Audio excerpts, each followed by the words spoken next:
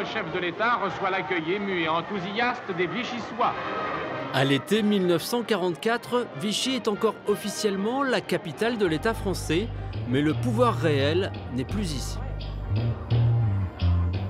Fin de règne.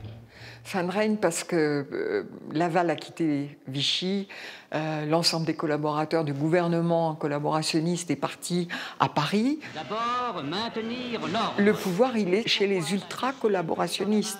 Il est à Paris, il est autour de Laval, il est surtout autour de Darnand, c'est-à-dire véritablement la lie de la collaboration. La milice qui a tout pouvoir au-dessus de la gendarmerie, au-dessus de la police française elle-même, et qui est un élément de chasse, de traque contre les juifs, contre les résistants, contre toute personne menacée de menées antinationales. À Vichy demeure le symbole du régime. Le maréchal Pétain est encore là, à l'hôtel du Parc, qu'il occupe depuis 1940. Quelques jours encore, le 17-18 août, ils sont encore dans la rue, ils saluent la foule qui l'acclame. Qu'est-ce qu'on va faire de lui? Donc il faut éviter plusieurs choses. Il faut éviter que tous les habitants de Vichy soient confondus avec des collaborateurs et qu'il y ait un bain de sang, en quelque sorte, au moment de la libération et de l'épuration qui va suivre.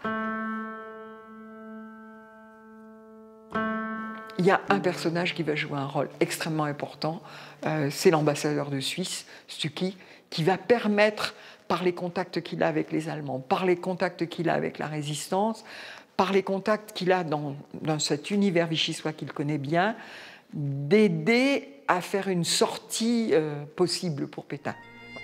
Personnalité éminente du petit monde diplomatique vichysois, Walter Stucky est l'un des rares ambassadeurs à rester en poste tout au long de la période. Au fil des ans, il tisse des liens avec le maréchal Pétain dont il respecte profondément la stature. Quand ce dernier est obligé de quitter Vichy sur ordre des Allemands, Stucky est le témoin de la vraie fausse arrestation du maréchal le 20 août 1944. Il est là au petit matin du 20 août, lorsque les Allemands se présentent à l'hôtel du Parc, demandent à ce que Pétain descende pour l'emmener et enfonce la porte de la chambre du maréchal qui part, évidemment contraint et forcé. Mais il y a dans ce départ une sorte de mise en scène dont Stucky est le témoin pour bien montrer justement à la postérité que ce départ n'a pas été un départ volontaire. Les FFI, les forces françaises de l'intérieur, sont alors à quelques kilomètres de Vichy. Les troupes allemandes ne sont pas loin non plus. Walter Stucky rencontre les deux états-majors pour éviter les combats. Mais une fois l'aéroport détruit par les Allemands, la ville ne représente plus d'intérêt stratégique.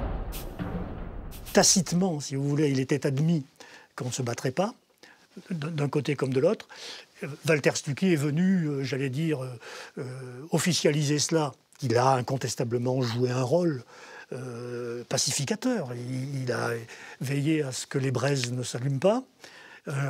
Une transition en douceur, une transition sans violence, sans victime. Il n'y a pas eu de mort, hein, n'oubliez pas. Ni destruction. C'est-à-dire aucun bâtiment de Vichy n'a été détruit, mitraillé, bombardé. Alors, par la suite, évidemment, il affirmera que c'est grâce à lui qu'il n'y a pas eu de violence. Dans son livre, il a tendance à magnifier un peu ce rôle et à se donner l'image un petit peu du sauveur de la ville. Alors en réalité, personne ne voulait se battre à Vichy.